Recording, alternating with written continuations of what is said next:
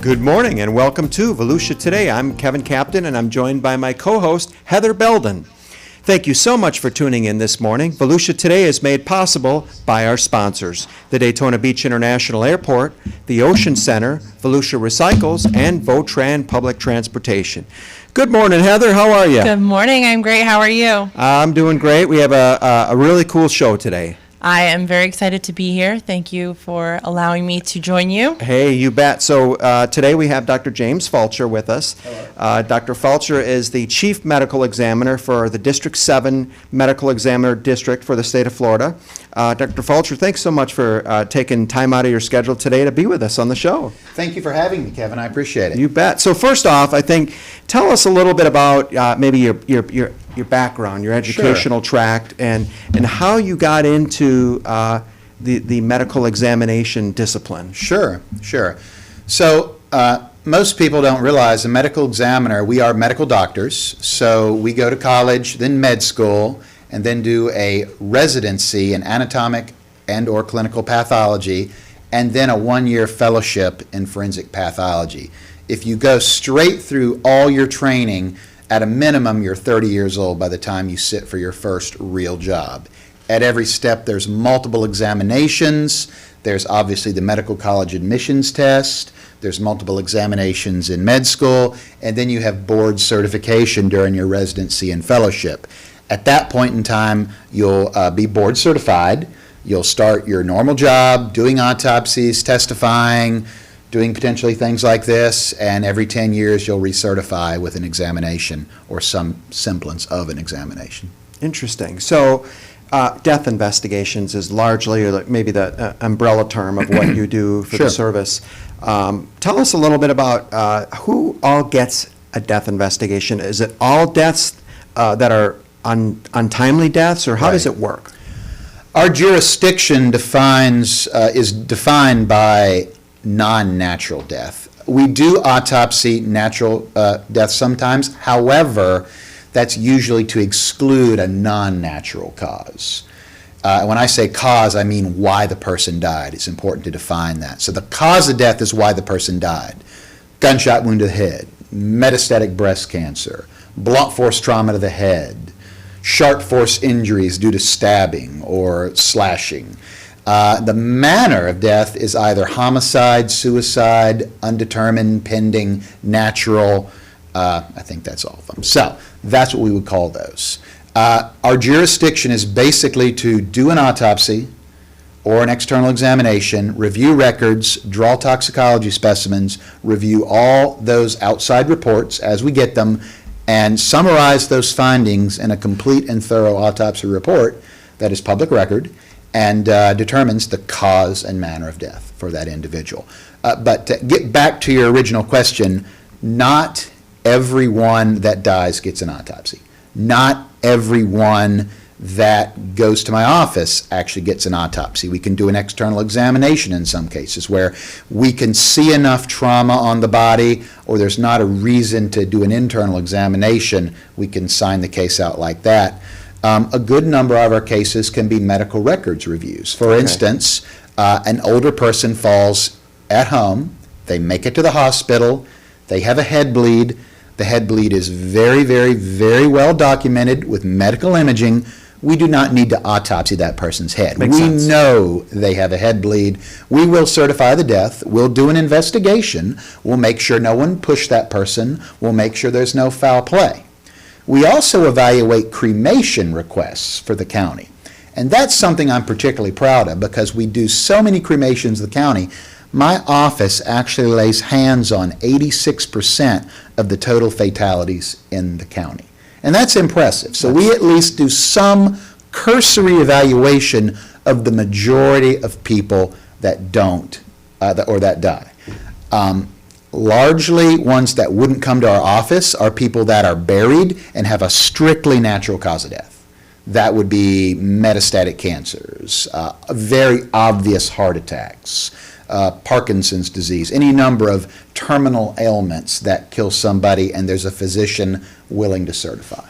So when you say autopsy, you're really more referring to like the internal examination. Yes. And when you say that 86% of the cases of the deaths here in Volusia County that your office is looking at, that includes maybe a superficial examination or a case review. So you're not necessarily looking Correct. internally. Right. You're looking sort of at the surface, but you're still examining that case Exactly. under the auspices of your training. Yeah. We had about 2,600 cases called in. We accepted jurisdiction over about 1,350, and about 750 of those got autopsies. Wow. And about 300 got an external examination.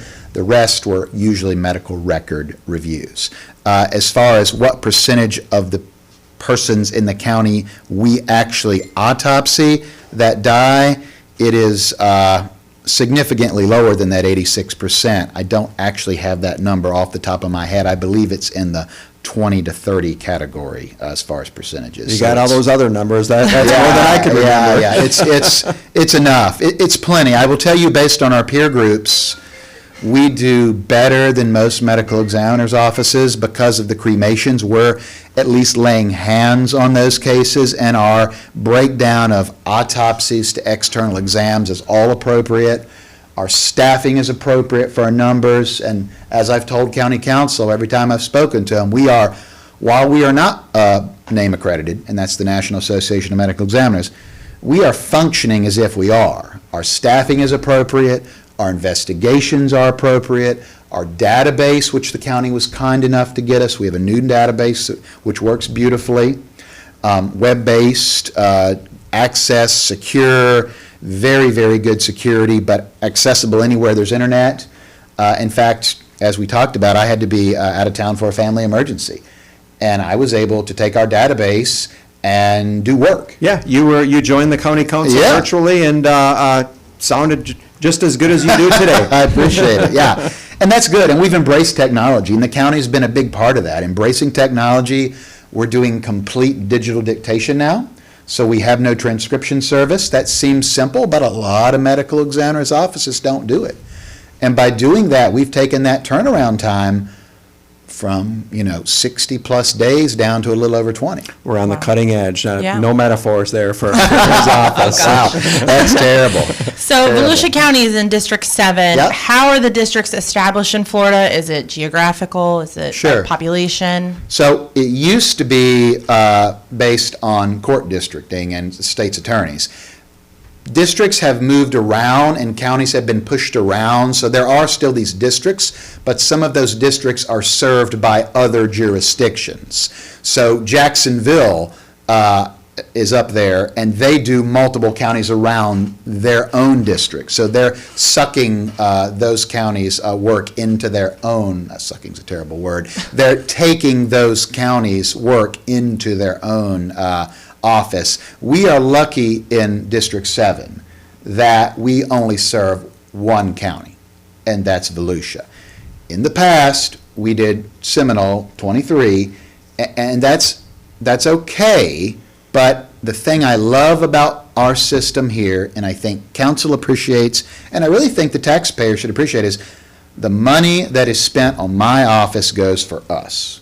There's none of this infighting about who gets what. So the new building, it's all for our benefit, not for other counties. And that's important because, there's the transparency there, if you will. All the money goes for Volusia County, and really, what's the problem with taking more business? Well, every time you do that, you need more doctors, you stress your building, you stress your autopsy techs, and at our current levels, we're talking about this being a 20, 30, probably even 40-year building down the road that we're going to be able to use this facility to service this county even with significant population growth.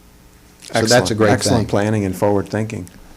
Yeah, and I should say that the county council, the architect, the county engineering, the intellect that the county brought to bear on designing this building was so impressive. They had consultants that specialize in this. They had a wonderful architectural firm. And when I look at the building, I'm so proud of it because I recognize the hard work and hours and hours and hours of conversation about what's the best way to do this? And when we move in, I really think our efficiency is even going to get better. Our ability to teach is going to get better. One of the things that I'm so disappointed in the current building is, there's a lot of things, but the smell's a problem. Everyone knows about the HVAC system. There's a problem with that. But the thing I hate the most is it's really hard to have guests and observers in the autopsy suite.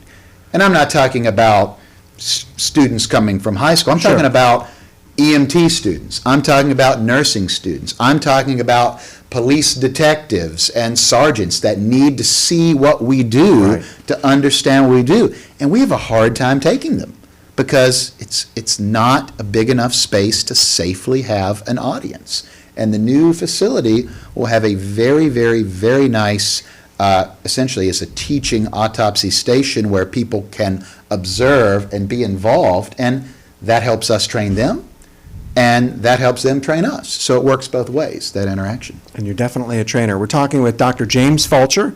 He's the Chief Medical Examiner for District 7 here in Volusia County, the Medical Examiner's Office.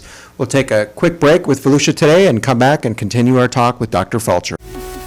Hello, Tom Sisko from Volusia County Emergency Management.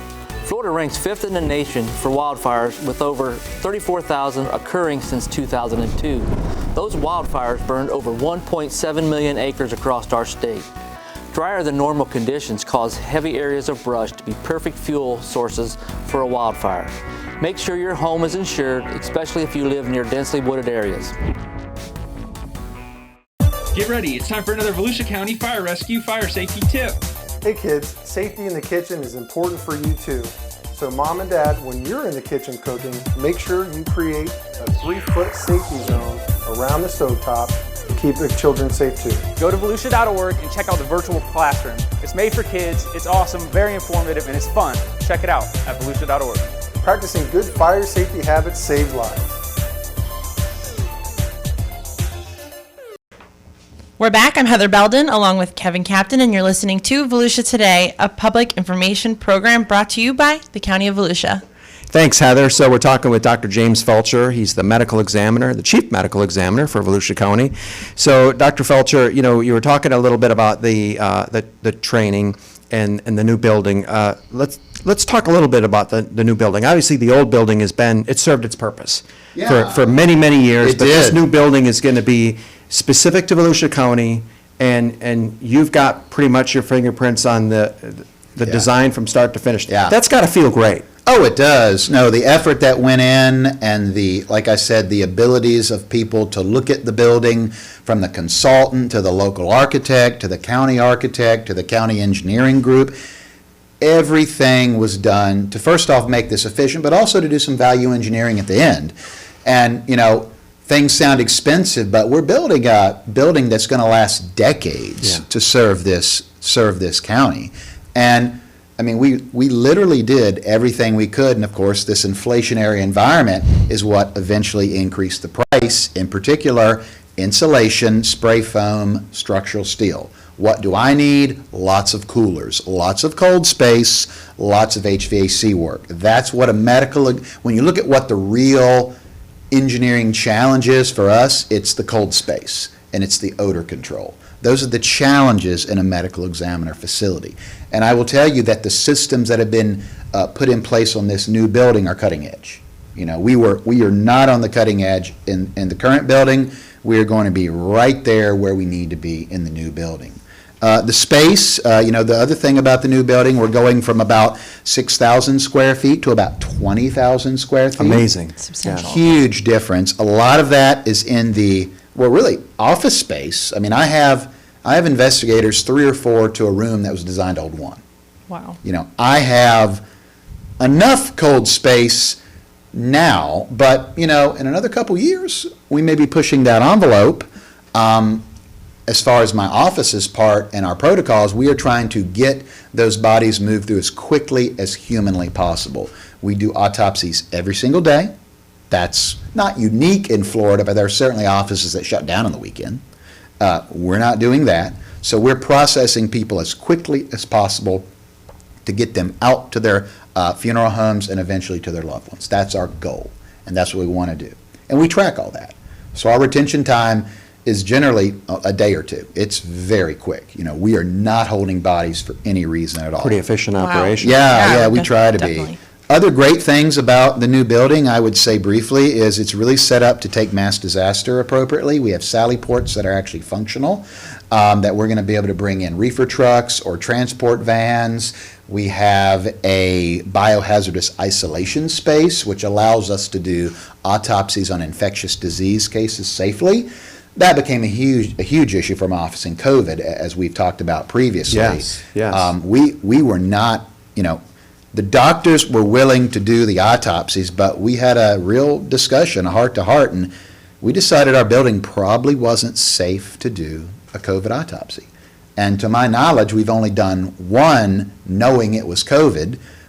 We were forced to, unfortunately, by a statute. And we basically wore the purified air pappers the whole time, and then I shut the office down for the afternoon. Did it late in the day and gave everyone the afternoon off and said, we're out. We're going to stay here and let the air recirculate several cycles. And I think that worked out. But the new building, you're not going to have to do that. So we're really going to be in a good spot there. The other great thing I'd say about the new building is it has an incredible amount of redundancy in it, from the HVAC to the electrical to the generator. So this is something that is hardened against hurricanes, power outages, and all that stuff.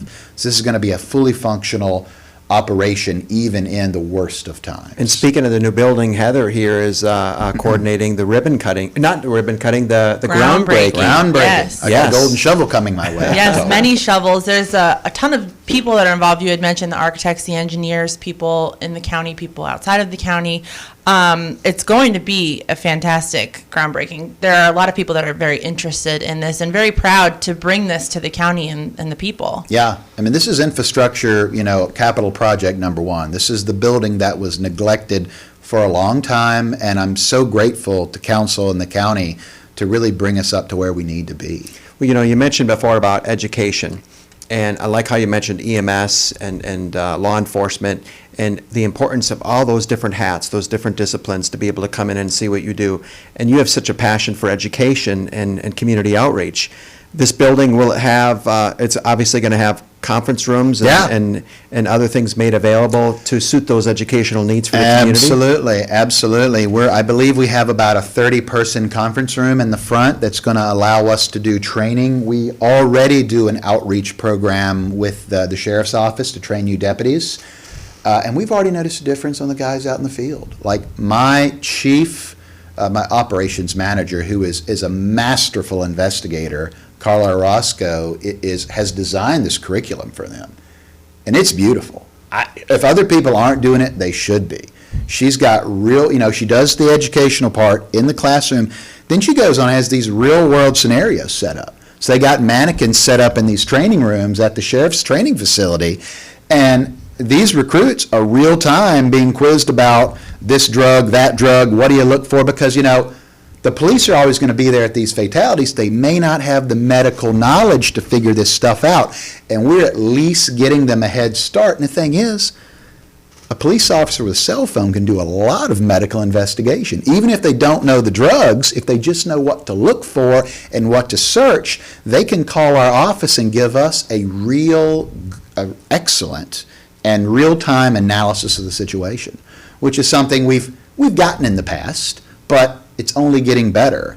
And I know we've talked about overdoses in the county. A lot of that's COVID. I'm happy to say, looking at the newest numbers, I do think we're going to trend back down, maybe not to baseline pre-COVID, but I think that terrible spike of overdoses is going to go back down eventually. Let's hope so. So yeah. I'm feeling really good about that. One thing I will say is, though, the efforts of our training, we are probably picking up more subtle overdoses that in the old system might have got missed. I'm not talking about the 30-year-old man with the syringe in his arm. I'm talking about the 70-year-old man that's addicted to prescription pain medications.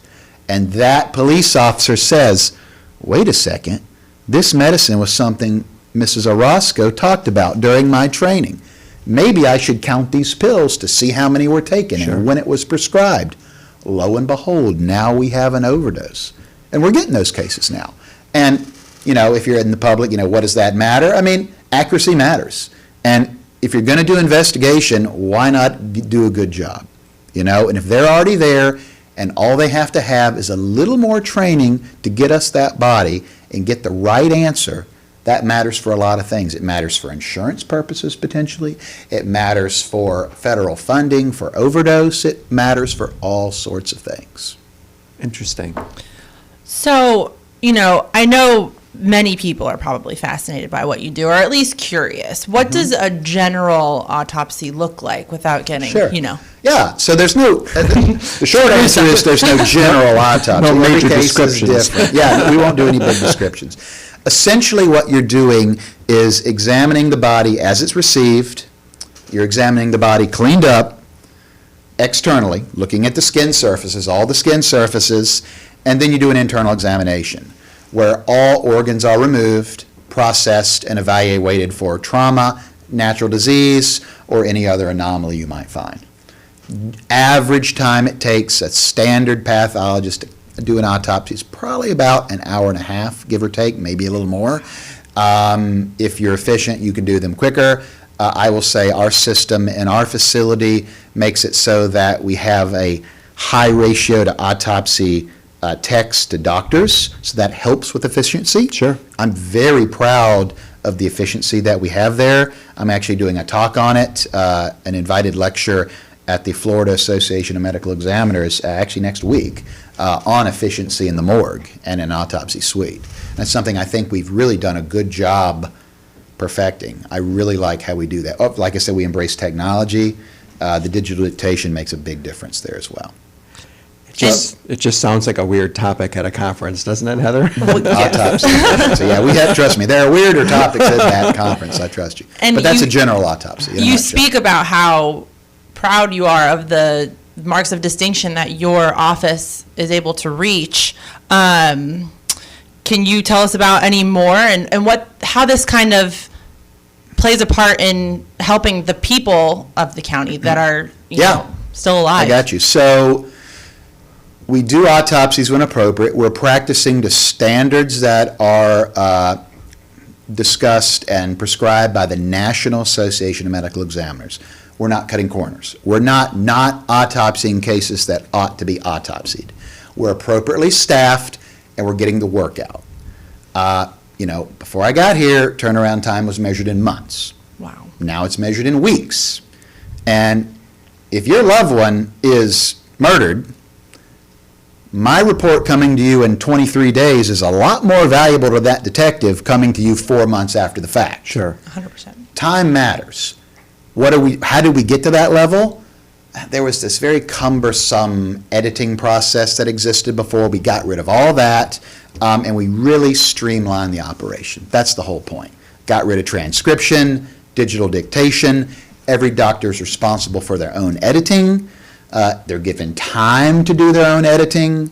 Secretaries in my office, admin people really just manage schedules and the distribution of reports. They're not proofreading autopsy reports. With that said, we do 100% peer review on all homicides. So if there is an important case, a homicide, another doctor always looks through it. And that's important. It costs a day or two, but it's good to make sure you've got all your T's crossed and I's dotted on that. So that's what we do. We also peer review all infants, obviously.